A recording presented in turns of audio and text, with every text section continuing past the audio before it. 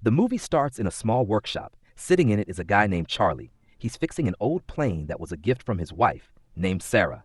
And Sarah comes to say goodbye to him. She's traveling for a conference and will stay 2 days in London. And we know from the conversation that happened between them that Charlie works in the CIA.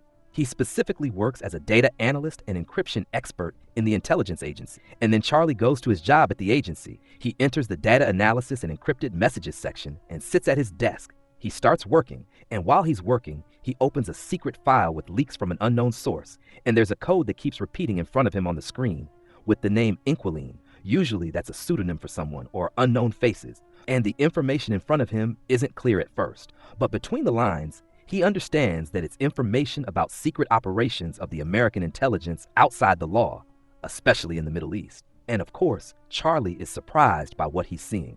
He starts searching more about the topic until he discovers that the American government is carrying out illegal operations in other countries. They are trading terrorists to carry out these operations. And the bigger shock for Charlie is when he finds out that the one responsible for these operations is his boss, named Moore, who is also at the same time the deputy director of the agency. And of course, Charlie is shocked, so he leaves the office quickly. And by chance, he meets his friend Alex on the way.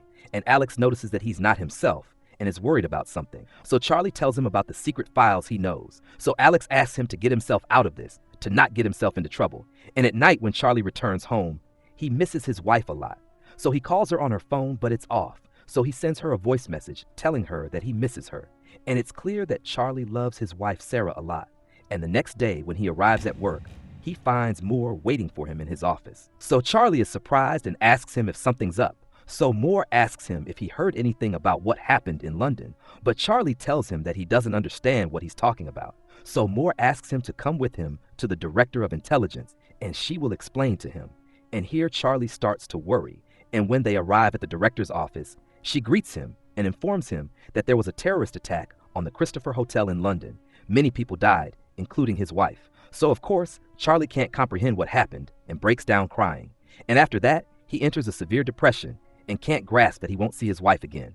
But all that occupies his mind at that time is to find out who did this to his wife and avenge her. So he goes and sits with Moore the next day and asks him if they found anything new. So Moore tells him that they are still working on the investigation and it will take them some time. But Charlie is not satisfied with this situation and feels that they are stalling. So he decides to take action himself in this matter. And the next day, Charlie goes to pick up his wife's body, and also he finds that his wife had bought him a gift with a message before she died. And as soon as he reads the message, he cries a lot. And the next day, Charlie arrives at his office and starts gathering information about the terrorist group that killed his wife. And he finds out that they were in a building next to the hotel where his wife was staying to steal certain things from there.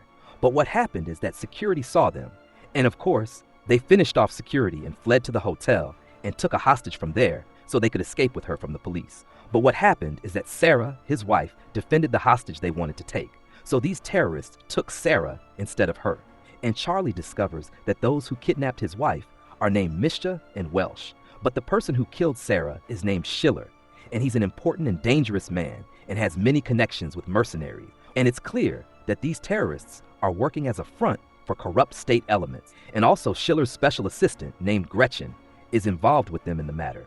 And she was a former intelligence operative, and she is currently in Paris and has a habit of going to a specific cafe every day in Paris. And when Charlie goes to present this information to Moore, he's surprised that he's not surprised, and he discovers that Moore knew all this information already, but was hiding it from him. And of course, Charlie gets angry and doesn't understand why he's acting like this. So Moore tells him that they can't take real action on this right now to protect the state's safety, and he offers him to go to a therapist because it's clear that his nerves are shot. So Charlie goes and sits with the therapist. He tells her that he feels intense anger inside him and that he wants to take revenge and can't comprehend that his wife died in such a horrific way. And he's even more shocked by Moore's passivity because he doesn't want to help him get his wife's rights back, even though it's their mission and they must get revenge on those who killed his wife. But it's clear that they don't want to do that for a reason he doesn't know. And he tells her that Sarah's blood won't go in vain, even if he takes her rights himself. And the next day when Charlie arrives at work, he enters a secret room, and there he steals dangerous files regarding Moore's illegal work, and then he enters Moore's office and confronts him with everything he found out. And we know that Moore arranged many terrorist operations, including what happened in a hospital in Syria and also at a military base in Yemen. That's besides planning a bigger operation that also happened in Afghanistan. Besides that, he also found evidence that Moore and the agency covered up the deaths of more than 1,000 civilians, all of whom were killed in illegal operations. And they also blame all of this on it being just a terrorist attack for common political interests between America and other countries. And of course, Moore gets nervous from his words and is afraid that he will expose him and tells him that if he leaks this information, they will all be screwed. But Charlie tells him that he's not afraid. So Moore tells him that everything he did was to defend his country and protect it, even if illegally. But Charlie tells him that none of that matters to him. And he tells him that there's a certain code that he himself must enter every 5 days. And if he doesn't do that, then all his files will fall into the hands of the 3 most famous journalists in the country. And the whole world will know his scandals, and he will be imprisoned. But he is the only one who can avoid being exposed. And if he thinks about imprisoning him or killing him, these files will be leaked immediately. And of course, Moore gets scared and nervous and asks him what he wants from him in exchange for these files not being leaked. So Charlie tells him that he needs his help because he wants to kill the people who killed his wife himself. And that's without their help because he basically doesn't trust them anymore. And of course, Moore is surprised because Charlie has no combat experience and has never held a weapon in his life. But Charlie is firm in his position and asks him to put him in specialized training to learn fighting techniques properly. And of course, Moore is forced to agree so as not to be exposed, and he makes him take practical training under the supervision of a colonel named Henderson. And days pass, and we see Charlie evolving and becoming a professional agent. But after a while, we see that the training didn't yield any results because Charlie is essentially a sensitive and kind person and has never been able to harm anyone, despite being a genius. And one day, Henderson goes to sit with him and tells him that some people are born killers by nature. But unfortunately, he's not one of those people, because when the time comes for the mission and the enemies stand in front of him, he won't be able to point the weapon at their faces and won't be able to pull the trigger and kill them, because he's not a killer by nature. And he makes him understand that fighting doesn't need someone with physical strength only, but it needs someone whose heart is dead and capable from within to kill people without feeling regret or guilt. And unfortunately, he's not that person, and it's better for him to forget the whole thing. And of course, Charlie is frustrated by his words, but he's still firm in his position and wants to get his wife's rights himself. And at the same time, we see that Moore and the agency are conducting their investigations and research to find out the location of the secret code that Charlie planted, which contains all the information and data that will expose them.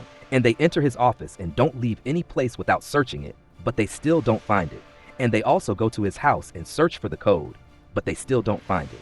And of course, Moore gets angry and decides at that moment that he must get rid of him no matter what. So he asks Henderson to finish off Charlie. So Henderson sneaks into the room where Charlie is sleeping at night to kill him, but he's surprised that he's not in the room and discovers that he escaped because he knew and was sure that they would finish him off.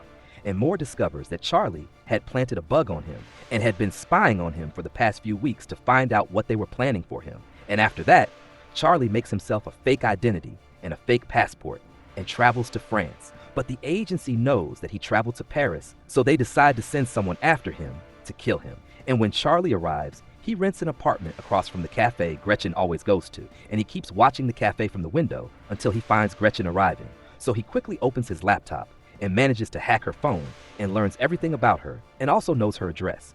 And at night, he takes advantage of her not being at home and breaks into the house and learns that she has an appointment tomorrow at an asthma clinic. So he takes all the information he wants from her apartment and then leaves and hides on the stairs. And as soon as he sees her entering her apartment, he hides behind the wall and points the weapon at her without her seeing him. But when he goes to pull the trigger, he gets nervous and can't kill her, even though he had the chance to finish her off in a second, and no one would have known. So he returns home frustrated and researches the clinic she's going to the next day and finds out that this clinic specializes in treating people with asthma. And the next day, Charlie goes to buy a specific flower that causes allergies to people with asthma, and he takes pollen from it and grinds it. And at that time, Gretchen is in the asthma clinic, and she's sitting inside a small room surrounded by glass and has oxygen, and she's doing certain exercises to improve her breathing. And after the session, the doctor leaves her and goes out. And at the same moment, Charlie enters, wearing a lab coat, and closes the door on them and traps her inside the glass room. And he also puts pollen in through the oxygen opening so she can't breathe. and he tells her that he won't let her out until she tells him where Schiller is. So Gretchen starts choking and asks him who he is and what he wants from her.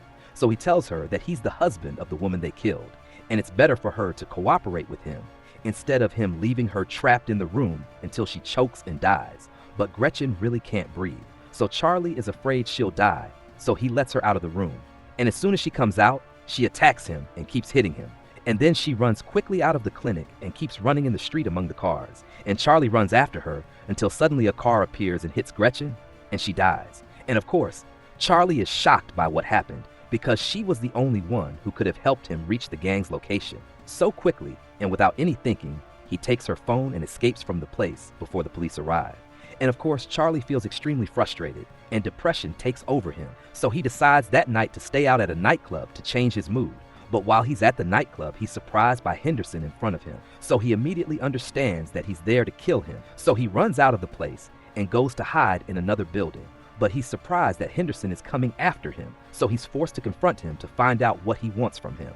And he's surprised when he finds him giving him advice and life wisdom to know how to deal with people. So Charlie is surprised by his words and thanks him for the advice. But he tells him that he planted a bomb in this place and it will explode in moments. And after seconds, the bomb actually explodes and Charlie quickly escapes. And then he contacts Inquiline and tells him that he needs his help and must see him face to face. So Inquiline tells him that he's in Turkey and sends him the address of the place where they will meet.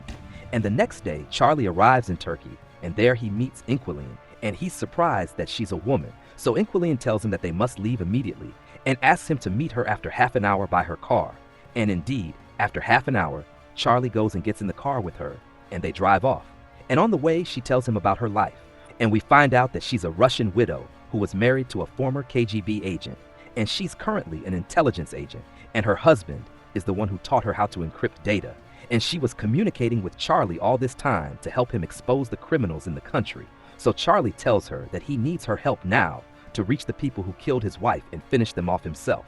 So Inquiline tells him that she agrees and takes him to her secret house. And there he discovers that all this time, she had been collecting the same information he had collected about the terrorists. But Inquiline has reached new information because she found out that Misha is currently in Spain.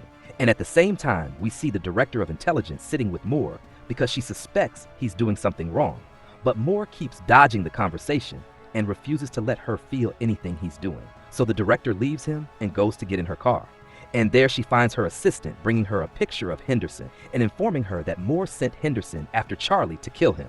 So here, the director starts to be sure that something is wrong and decides to investigate the matter herself.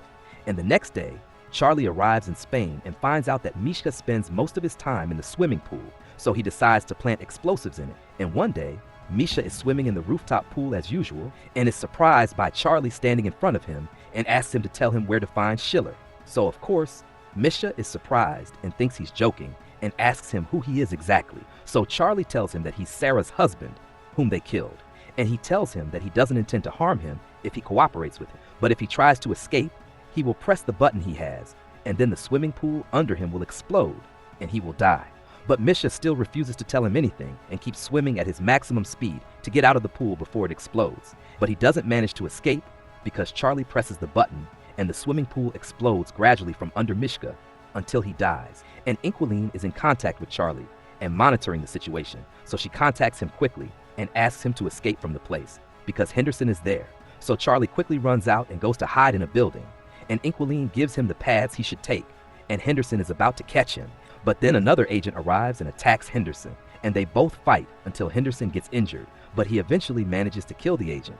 And Charlie keeps looking from afar at Henderson while he's injured and is hesitant and doesn't know if he should go help him or leave him. But Inquiline contacts him and tells him that he must escape. So Charlie listens to her and escapes. And at the same time, the director of intelligence summons Moore and asks him about Charlie's whereabouts. So he tells her that he's still on bereavement leave because he became very depressed since his wife's death. And at that moment, the director confirms that he's a liar, but she doesn't tell him. And at the same time, in the monitoring unit at the intelligence center, they are able to determine Charlie's location and find out that he is in contact with someone who is providing him with all the information he knows. And this person is Inquiline. So they decide to assassinate her. And at night, while Charlie and Inquiline are sleeping, they hear the alarm sound. So they know that the agency found their location and sent special forces to finish them off. So quickly, they both escape from the place and get in the car and drive away. But unfortunately, the special forces kill Inquiline, and eventually Charlie manages to escape from them and parks in a secluded place and cries over her and kisses her head for the last time. And then he leaves her in the car and walks away, lost and not knowing exactly where he's going. And all the way, the scene of his wife being killed doesn't leave his mind, and the anger inside him increases even more. And he doesn't care about anyone. And Charlie had stolen Mishka's phone, and a message arrives on that phone. And from it, he learns that a missile deal will take place in Romania, and Welsh will be responsible for delivering the shipment. And on the delivery day, Welsh is standing alone next to the missile crates, and suddenly he finds Charlie coming in on him and surprising him that he planted explosives in the shipment. And if he thinks to move from beside it, the whole place will explode.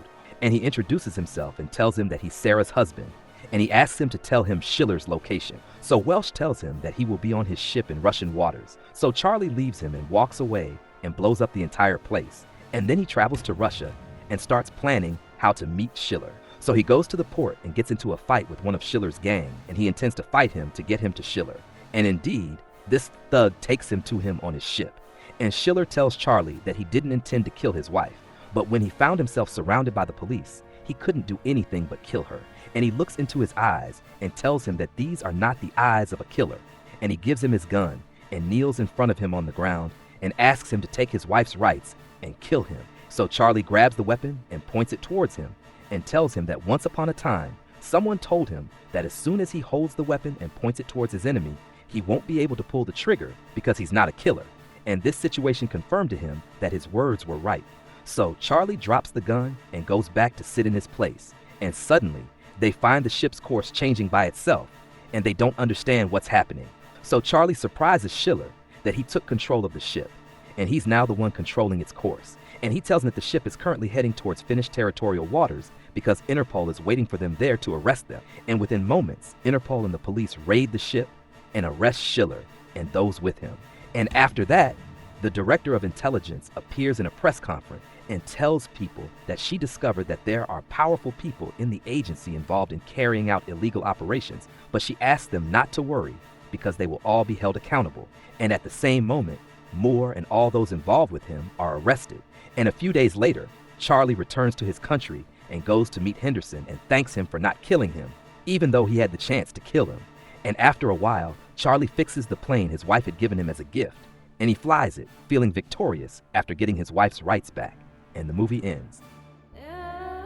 If you're vibing with the video, make sure to slam that like and spill your opinions and comments.